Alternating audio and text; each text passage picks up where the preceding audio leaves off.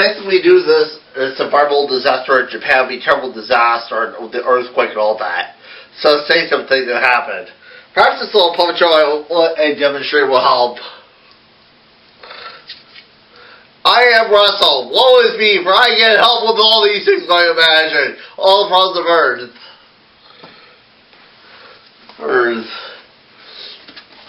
I am Sam. Boo-hoo-hoo. I am Sam. I'm Sam. I'm going to...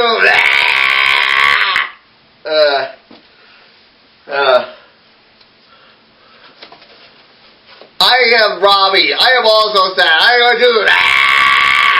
I'm the sugar and the barf and the jelly and the barf, the twilight and the snake! Wait for them! Wait for their sorrow! Right, it's true my psyche has come unglued and all that. Especially I have to deal with this, all these things. Especially I have to deal with it. You're right, we must bathe. For our good health, good hygiene is all worth it.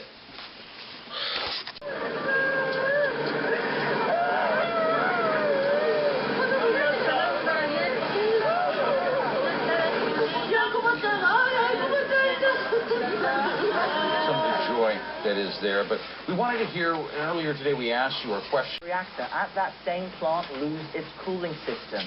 Meanwhile, search and rescue operations have found more victims, but few new survivors. Still, the government say 15,000 people have in fact been rescued. There are empty shelves and long lines for fuel in Japan. Water and electricity are problematic as well. Shelters are housing thousands who have lost everything. The recent estimate is some 450,000 people right now living in those shelters. Now, we have CNN teams across the hardest hit areas in the region, from Tokyo to Sendai and up the east coast near Ufanato. They're suffering through the same power problems residents are suffering as well, not consistent electricity. So we'll bring them to you as soon as they become available, and we'll only be able to have them up for a short amount of time so they can conserve the electricity they have in their generators. Now, the Red Cross says it's a desperate race right now to find survivors who may still be trapped in the rubble of towns like Ishinomaki. That's on the northeastern coast along here on this map you can see, close to the epicenter of the devastating quake. But if the quake wasn't bad enough, the aftershocks, they keep coming, and nerves remain frayed. Our Anna Corrin reports now for you from Ishinomaki. For a city on edge, this sent a frightening chill through its residents. With another big aftershock hitting Japan, authorities immediately issued a tsunami warning for the coastal city of Ishinomaki, and people wasted no time getting out. What is he saying? What is he saying? He said a 3-meter wave was coming. It was only days ago that their homes were devoured by the monster tsunami, the 10-meter wall of water collecting everything in its path.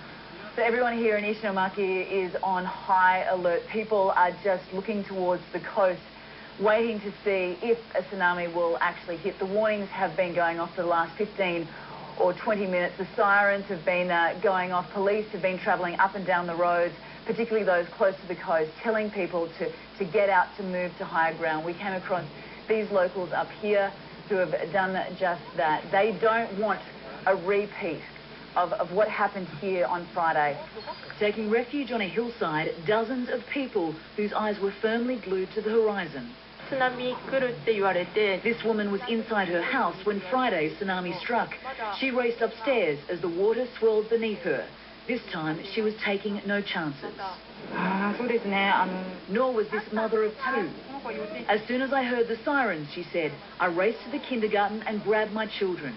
I was so scared, I just had to get to higher ground. After half an hour, it was clear the danger was over, but for 64-year-old Oikana Toshikazu, the terror remains. My heart is still racing, he said. I'm really scared there's going to be another tsunami. And as the aftershocks continue, that is the fear these people must live with. Anna Corrin, CNN, Ishinomaki, Japan. Now, as we've been saying, in the disaster zone and beyond, there are shortages of food, water, and other essentials, not just on the northeast coast, but even in places south of Tokyo. Like here, you're seeing video from Yokohama. An iReporter shows us bare store shelves there. Also in other places, CNN reporters have seen very long lines. Kyung Lao visited an evacuation center in Sendai. But first, our Dr. Sanjay Gupta sees how things are going at a shelter in Shikigoma City. This is a little bit of an example of Japanese efficiency and just how they're making this refugee camp work. They're using a swimming pool for water. They're using the water for toilets, for bathing, but they've created a line, a long one, from the swimming pool all the way out here. People literally handing buckets off one to the other to try and get water to places where they need it most. So if you come out here and take a look, you see literally all these volunteers have come together and created this long line of volunteers to make this all happen. In the time that we were here in this refugee camp, we immediately got a sense of just how people are working together to try and accomplish these tasks. They have no idea how long they're going to be here, but they want to make sure that they can take care of their basic needs. Food and water is scarce, but they are starting to come into these evacuation centers. If you go, for the people who actually live in the city where there is no power and water or hot water, they have to stand in line at some of the stores. Some of the stores are selling some food and water, dry foods and water, but they're limiting how much you can buy. You can buy maybe a couple bottles of water and rice, or you can buy some potato chips and some water. So it's very limited rations across the board. The one thing I will say, too, is that something that's really spectacular, especially if you're a Westerner, is the amount of order and care that the Japanese have for one another, even in the face of this massive disaster. Lines are very orderly. Even people here in the emergency centers, they are helping each other stand up, making sure that everybody is fed and everybody has enough water. Even if they have to give up something, they want to make sure that the community is able to keep moving on. Now, Kyung Lao was in Sendai. There, a population was of 1 million people. You see how close it was to the epicenter of Friday's quake, but many other coastal cities are being impacted. The tsunami wave going inland for miles. And for those in Japan who survived the quake and tsunami in the northeastern part of the country, the search for family and friends who are missing, it's now their primary concern. Japan's NHK reports survivors are stopping at nothing to locate loved ones. The name of a woman is pasted on a bicycle. This is the bicycle's owner. He says he is looking for his wife on his bike. He cycles around looking for his missing wife. He is carrying her photo. He says he's showing the photo to ask if anyone has seen her. The city of Rikuzen Takada in Iwate Prefecture was devastated. Haruhiko Kono is the president of a sake maker. When the massive quake occurred, he told his employees to decide if they wanted to evacuate to shelters or go back to their families.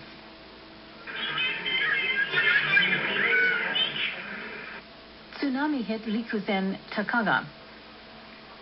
Kono's company can be seen at the front.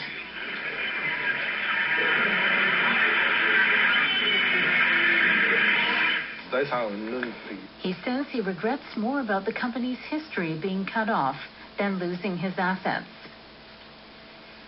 Of his 50 employees, Kono could reach only 22 up to yesterday. He is visiting public shelters and other places every day, searching for the remaining employees. And he found one.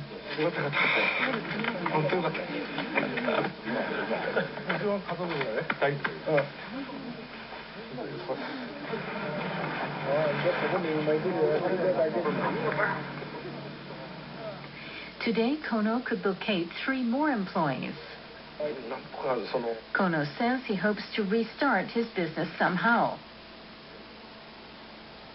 It's just absolutely moving. And on top of that, The nuclear emergency is being carefully watched by people in Japan and from other countries as well, and it's easy to see why. You see the number of nuclear power plants we have highlighted on this map that were located all along the northeastern coast, were rocked by the quake and then most devastatingly the tsunami. The Onagawa nuclear power plant up here, and a plant we've talked much about, Fukushima Daiichi nuclear power plant, where there have been hydrogen blasts.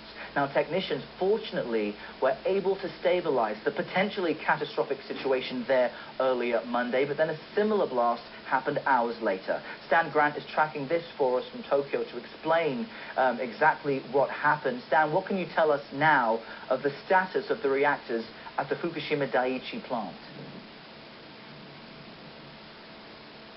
Well, just listening to what the officials here have had to say in the last few hours, Errol, they are now not able to discount the possibility of a partial meltdown, at least in now yet another reactor. So we're now talking about 3 reactors, numbers 1, 2 and 3 at the Daiichi plant, and they cannot rule out the possibility of at least a partial meltdown now in all 3 of them. What happened is that the number 2 reactor also suffered cooling problems. After that blast you mentioned, there was a hydrogen blast in the number 3 reactor. It blew out a wall in the outer building, did not affect the reactor itself, but knocked out the coolant system to number 2. Ever since then, they've been pumping seawater in there to try to stabilize those levels, but at one point the fuel that actually fuels the pump that pumps the seawater ran low, and it stopped pushing water into that reactor. That then meant that the fuel rod was exposed. They got that problem under control. Then they found that it was heating up in there so much that the water was vaporizing, it was turning into steam, and once again the water level was dropped,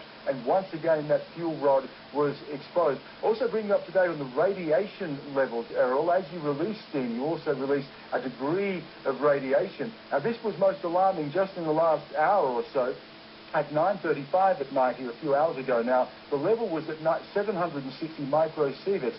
At 9:37, 2 minutes later, it was 3,130. That's the highest it has been so far throughout this emergency. But by 10:15, 40 minutes later, it had dropped back down to 400. So this dissipates very quickly. And keep in mind, these radiation levels are at the gate of the plant, not out into the community, not out into the atmosphere and the surrounding areas. But they do have this 20-kilometre exclusion zone and evacuated 200,000 people as a precautionary measure while they try to cool down these reactors. Errol? And Stan, it's unnerving to hear of radiation levels increase, but as you say, it does dissipate quickly. That's a fear many people in Japan have down the road, but what's happening now is Japan's had to implement these rolling blackouts in order to conserve energy. The temperatures are so cold in so many parts of the country for displaced people. What can you tell us about how these rolling blackouts are being implemented? Yeah, the blackouts are going to have been starting from today. Now, what they've done is they've divided into 8 different prefectures, and they have divided those into 5 different zones. They're going to run for about 3 to 6 hours each. Are going to last probably until April, affecting about 45 million people throughout the country. I just want to take you back as well to what we were talking about before there, Errol, about the reactor, the number 2 reactor. We've been getting a lot of comment from officials, particularly surrounding the problem in pumping water into that reactor to try to keep it cool. This is what the Chief Cabinet Secretary had. Let's have a listen to this. The fuel of the pump ran out, and it has taken more time than originally anticipated. And at one point in time, the water level did start to fall, and the fuel rods were exposed above the water. This situation did continue for a while. However, this has been resolved shortly past 8 p.m. and now TEPCO is able to re-inject seawater into the reactor. And that's where the problem really comes in, Errol, trying to keep these reactors cool. They've been using seawater. Twice today that's created a problem. Twice today now in the number 2 reactor, it's been the fuel rod has been exposed, and that's why they can't rule out the possibility of a partial meltdown there as well. This emergency continues, and as I say, the information keeps coming in. It continues to change almost by the hour. Errol?